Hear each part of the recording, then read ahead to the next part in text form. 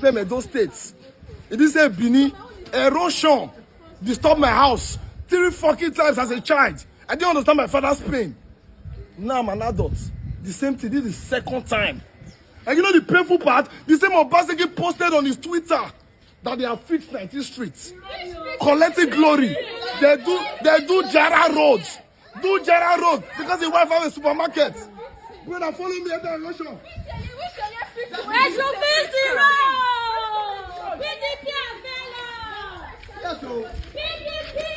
I cannot enter into my house. All my documents is gone. My original white certificate is gone because I'm not crying. Then they compare AI. Then they move around. They tell us the election. Make a show in my house.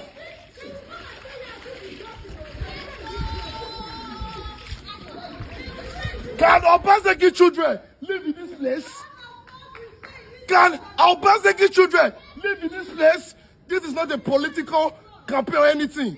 I do not support the PC or PDP or AP. I'm speaking as an average man. Follow me.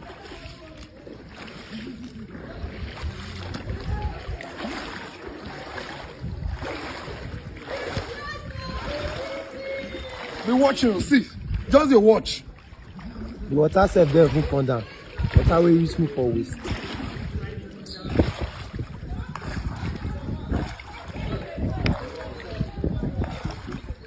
I'm a tall man. I've been a short. Obaseki, I just graduated. All my clearance certificates is gone. My original WAEC is gone. My eligibility slip for Uniben is gone. The small clothes I use in making money for myself, all my clothes are gone. This is the last clothes I have, and I will soak it in this water. I will not curse you. I voted for you 8 years ago.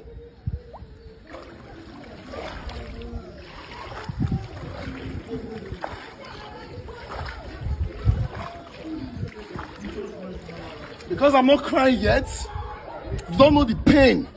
Same. You have no idea of the pain. You lied. You lied to the world that you have fixed this road. See where water they reach out. Yeah.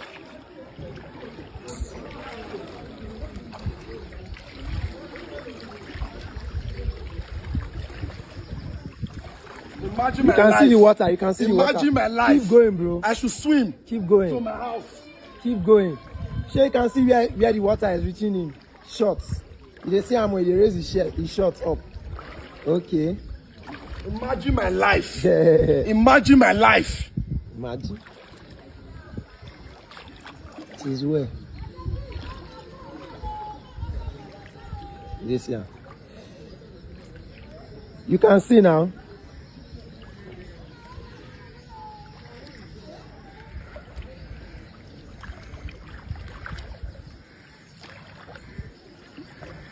It's as if it's a curse. I'm suffering from Benin City erosion generational curse. I watched my father cry when I was young. I never understood his pain. But look at me. Look at me.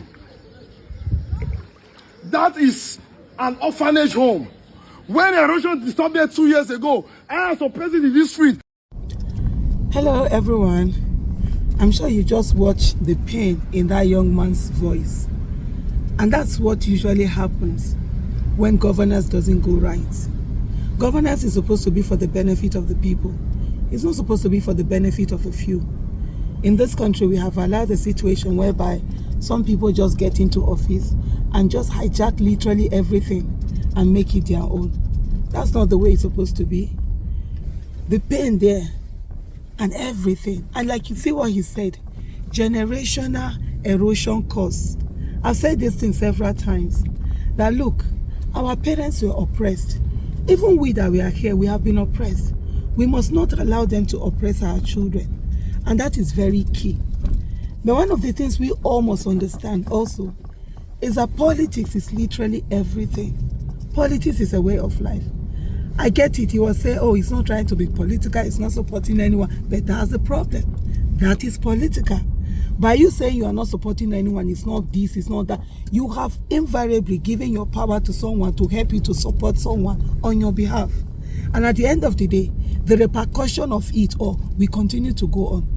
People think politics is a joke. It isn't. It's life and death. It's life, because the governance that we put in, the policies that we put in, will affect your life, whether positively or badly. And that's the way it is. And so for him now, he has seen it before. He saw the pain in his father's, face and voice and everything. He saw his father going through it. He is now going through it. And if he doesn't take care, he will pass it on to his sons and daughters. And they will also go through it. And if they continue to say that politics does not involve them, does not matter to them, it's not what they're interested in, the pain, that generational pain will continue to go on. They've made us to believe that politics is dirty.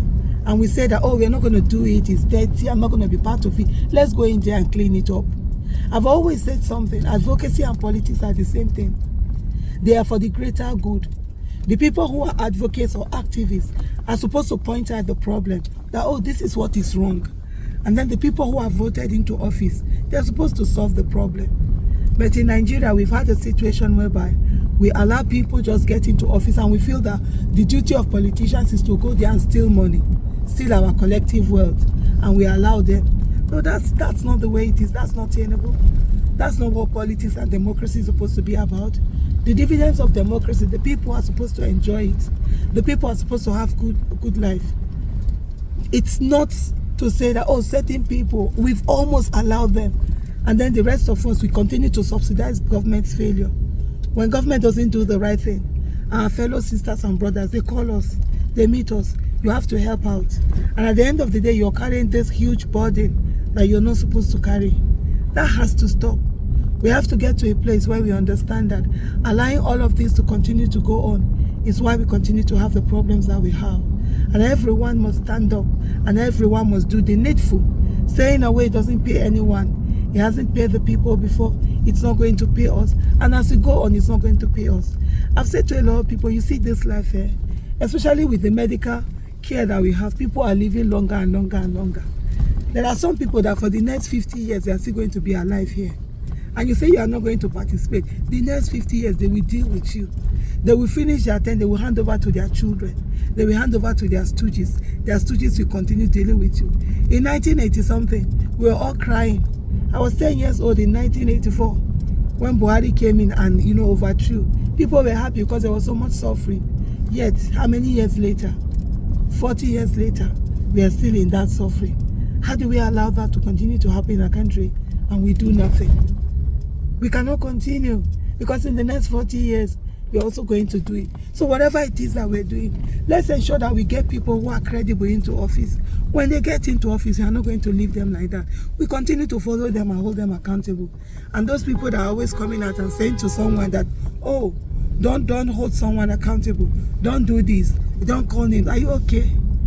Nobody is voted to be anybody's father. Neither is anybody voted to be anybody's grandfather or uncle or whatever. The moment you get into office, you are the people's servant, and you must act as one. If you're not ready to be the people's servant, then don't run for office. If you're already in office, get out of office. Thank you so much for watching.